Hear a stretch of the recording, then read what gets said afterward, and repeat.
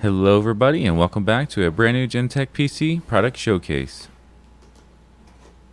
Today we're going to be showcasing the brand new Gigabyte P35K version 3 CF4. The timeline for our detailed review is going to start off with a full unboxing of the unit to show you what you can expect inside of your box when you order a new laptop. And then we'll move into displaying the unit itself, highlighting all the features and great things about the laptop. And then we'll move into benchmarking, and we'll finalize everything with a minor disassembly. So to start us off with our unboxing, you see we have a black Gigabyte box with the orange text. Inside we have a smaller box that contains our product manuals and driver's disc, as well as a plastic optical drive bay. This is used to swap out the optical drive with a mechanical hard drive or SSD. In the front portion we have a smaller box here that contains the laptop's AC to DC power adapter.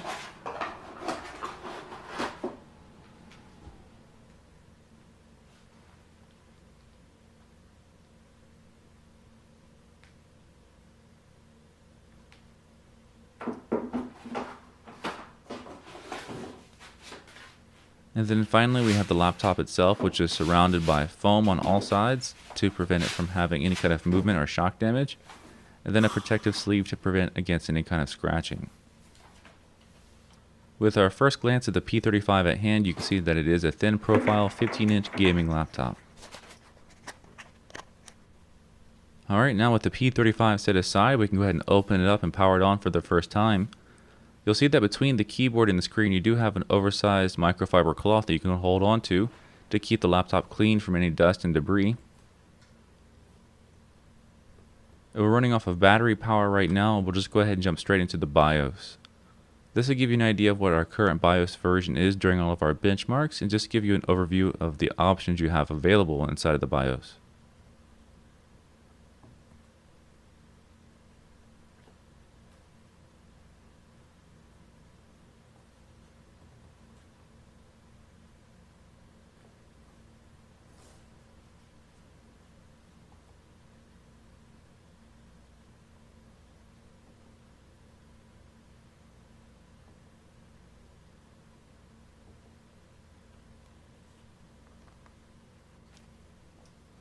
Now we have our P35K plugged into mains power, and we're going to go ahead and power on and see how long it takes in real life to get inside of the Windows environment.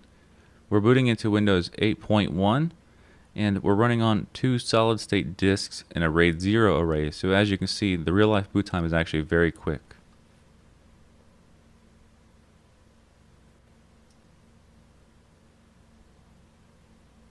Now we'll zoom in and take a look at the front of the laptop, and we'll show you here that normally, in addition to just the status LEDs of most laptops, this is where you're going to find your optical drive bay. We did point out earlier in the unboxing that this optical drive bay can be swapped out to add another hard disk. The palm rest area is matte type and large enough to easily fit your hands on there. We have stickers on the left and right hand sides, these product badges to display the hardware inside of the unit. And then up above we'll look at the chiclet style keyboard. We have the embedded arrow keys, and we see that the WSAD keys are highlighted to be slightly different than the rest to point out this is a gaming focused laptop. As we zoom in on the P35 sticker itself, you can see our current statistics as far as CPU, memory, storage, optical disk drive, and operating system. Gigabyte's 2-year warranty sticker down below.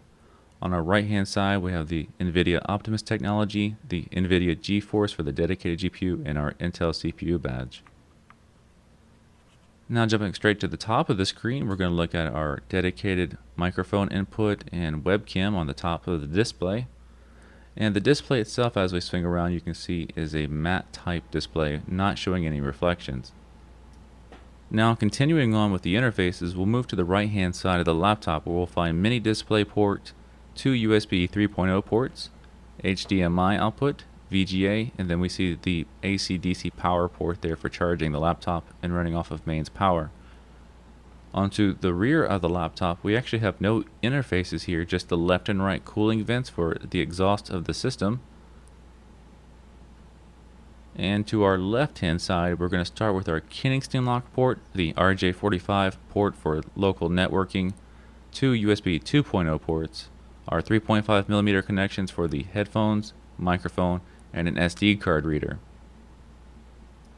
And before we leave the interface portion of our review, this is a good time to mention that the screen itself, while being a matte type display and normal 15-inch size, has a full 3K resolution of 2880 pixels by 1620. So this is a 3K screen, which is a much higher resolution than your standard 1080p.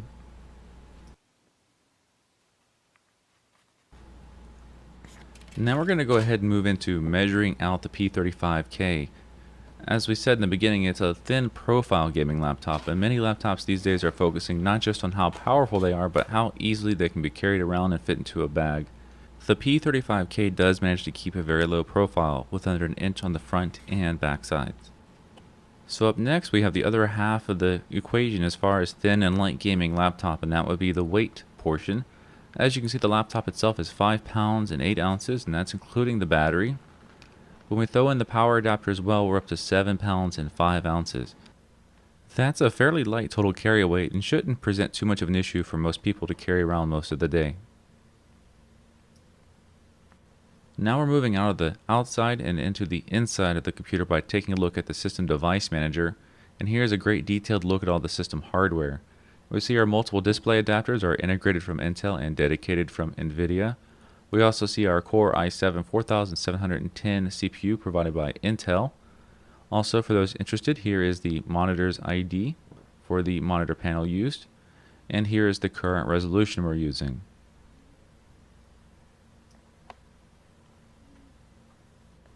The next big part of our review is moving on to our benchmarks, and here we're starting with 3D Mark 11, and we have a performance score of 11,018 using the hardware that we showed from before in the Device Manager. During the time that we ran 3D Mark 11, we monitored all the CPU temperatures, and you can see here that our CPU got up to about 90 degrees Celsius, while our video card up to about 82 degrees Celsius. These are fairly normal ranges for a gaming laptop in the 15-inch chassis. And down below we have our GPU-Z information on our NVIDIA GTX980 mobile. Now moving right along to the next part of our review, we're doing the sound levels test using a sound meter and running some benchmarks on our laptop. You can see that in the keyboard area we're running some gaming benchmarks for about 30, 40, up to about 55 decibels of sound.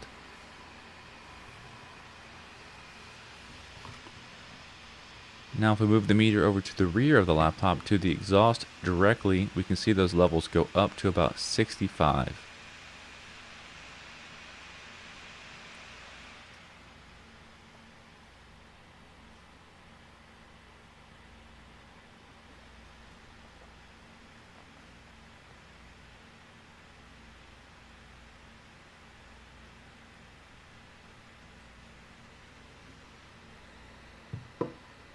Now to check for consistency, we move the meter over to the other side of the laptop, and the exhaust over here is producing more or less around the same reading of 65 decibels, so both of the cooling system fans are making about the same amount of noise. Also, one thing, just as a friendly reminder, our sound levels test is a worst case situation where we're running a high-end gaming benchmark and placing our sound meter right next to the loudest noises. If you were to have this laptop in a normal environment, the ambient noises would cover most of the cooling noise, and then you would not have your ear right next to the exhaust. So these are great benchmarks for comparing against our other systems we reviewed, and not so much for comparing directly to what you expect in real life environments. Now that Firestrike has concluded, we can take a look at our performance score, and we have a score of 8,302. This is a pretty demanding benchmark, so we can take a look at the temperatures this time and see if they've changed. And as we can see, the CPU is still about 90 degrees Celsius and our GPU about 82 degrees Celsius. So it shows the cooling is pretty consistent no matter how much more load we place on it than before. Of course, one of the great things about Firestrike is the full onslaught of graphs and details you get from the benchmark itself, so it's a great way to analyze your system's performance.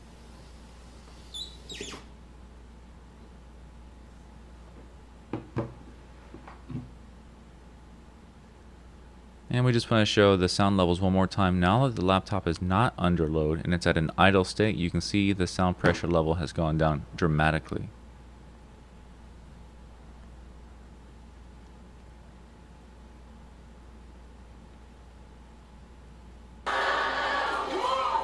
Next up is going to be a volume check, and now we're using the sound meter to measure just how loud the speakers can get. And right now you can see they're fairly loud, so the sound system does produce quite a bit of volume when needed.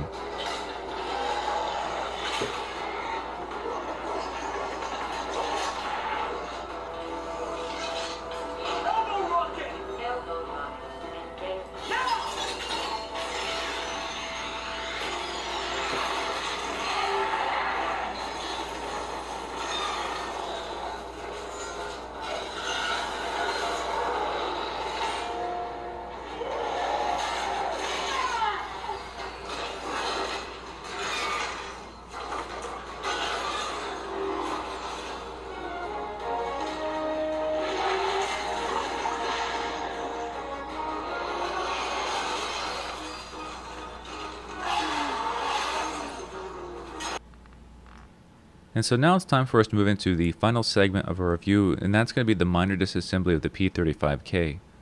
As you can see, we do have a user accessible bay door in the center that will help you get to the system RAM. Over below, we're going to look at the switch. This is what you can use to unlock the optical drive bay. As we showed in the unboxing, you do have a bracket that was included, and then from that bracket you can install any 2.5-inch disc you want.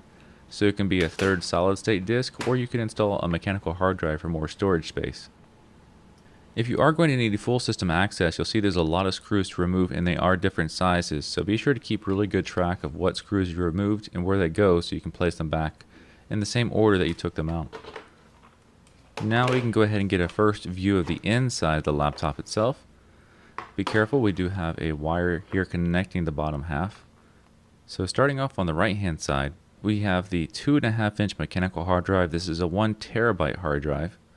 Of course, we already saw our optical drive bay, and to the left of that we have the system's internal battery. Next, up above that we see our 2 solid state disks, and these again were configured in a RAID 0 setup. We're looking at one of our wireless cards responsible for the wireless connectivity and Bluetooth. And in the center we have the system RAM. You'll notice there are only 2 system RAM slots with 8GB sticks, giving you a 16GB configuration. This is the actual max configuration for this laptop.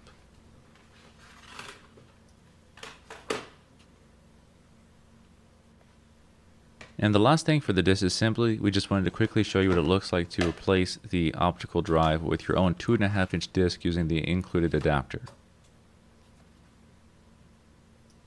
And that, everybody, actually is going to go ahead and bring our full review of the P35K to a close. If you found that you're interested in this laptop and you'd like to learn more about it or check out the current pricing and availability, then just hop over to our website, gentechpc.com, and there we have all of that information and more. If you feel that you have a few questions we weren't able to manage to answer in the review, then feel free to ask those down below in the video comments. That way we can answer your question and also answer for everybody else. Other than that, if you need more personalized help, then feel free to contact us by phone or email, and we'll always be happy to help you out. So we just want to remind you that once again, this was Gentech PC, and we'll see you next time.